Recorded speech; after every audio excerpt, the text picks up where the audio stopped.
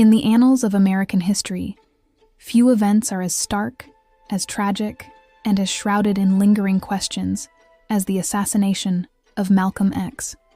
On a cold Sunday afternoon, February 21st, 1965, at the Audubon Ballroom in Harlem, a single shotgun blast shattered the air, followed by a hail of bullets, silencing one of the most powerful and controversial voices of the civil rights era. This wasn't just the death of a man. It was the violent culmination of a seismic shift in Black liberation movements. A brutal punctuation mark on a life lived on the razor's edge of revolution and revelation. Today, we delve into the chilling details of that fateful day, the forces that led to it, and the enduring mysteries that continue to haunt the legacy of El-Hajj Malik El-Shabazz. Join us as we unravel the calendar of crime. Malcolm X, born Malcolm Little, rose from a troubled youth to become a prominent minister and national spokesman for the Nation of Islam.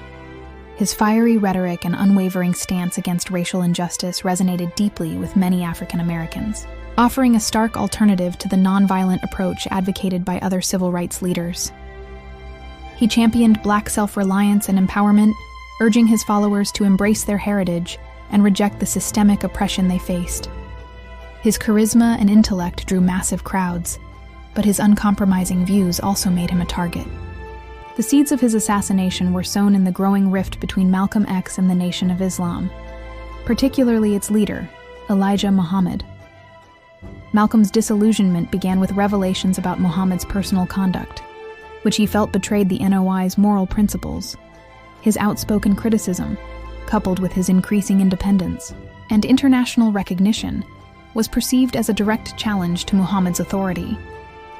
The breaking point came in March 1964, when Malcolm X publicly announced his departure from the NOI, forming his own organizations, Muslim Mosque, Inc., and the Organization of Afro-American Unity. This separation was met with intense hostility and threats from the Nation of Islam. Malcolm X was branded a traitor and a hypocrite. Death threats became increasingly frequent and overt. His home was firebombed just a week before his death, an act he attributed to the Nation of Islam. Despite the constant danger, Malcolm X continued his work, traveling internationally and speaking out against injustice, often expressing a premonition of his own impending death. On February 21, 1965, the Audubon Ballroom in Harlem was buzzing with anticipation. Malcolm X was scheduled to address the Organization of Afro-American Unity. The atmosphere was tense, a reflection of the threats and the recent firebombing of his home. Security was present, but perhaps not sufficient. As Malcolm X began to speak, a disturbance erupted in the audience. A man shouted, "Nigger, get your hand out of my pocket!" This diversion, a calculated act, drew the attention of Malcolm X's bodyguards. In that moment of confusion, 3 men rushed the stage. One, Talmadge Hayer, fired a sawed-off shotgun into Malcolm X's chest. Almost simultaneously, 2 other assailants, later identified as Norman 3X Butler and Thomas 15X Johnson, fired semi-automatic handguns, riddling Malcolm X with bullets.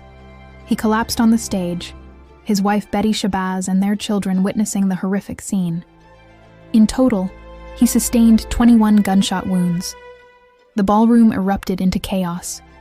Hayer was apprehended by the crowd and then by police, but the other 2 assailants escaped in the confusion. Malcolm X was rushed to Columbia Presbyterian Hospital, but it was too late. He was pronounced dead at 3:30 p.m. The assassination sent shockwaves through the nation and the world, sparking outrage and grief, but also further deepening the divisions within the civil rights movement. The subsequent investigation and trial led to the conviction of Hayer, Butler, and Johnson in March 1966. All 3 were sentenced to life in prison. However, doubts about their guilt, particularly regarding Butler and Johnson, persisted for decades. Hayer himself later confessed that Butler and Johnson were innocent, naming other individuals as his accomplices. These claims, along with new evidence and a Netflix docuseries, led to a re-examination of the case. In November 2021, Muhammad Abdul Aziz and Khalil Islam were officially exonerated more than 50 years after their wrongful convictions.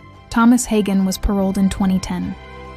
The assassination of Malcolm X remains a complex and controversial event, with lingering questions about the full extent of the conspiracy and the involvement of other parties, including law enforcement agencies. His death, however, did not silence his message.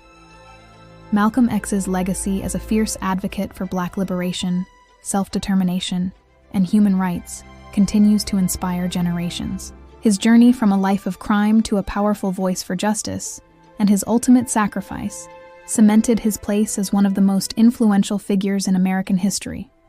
Thanks for watching. Please comment, share, like, and subscribe for future episodes from the Calendar of Crime.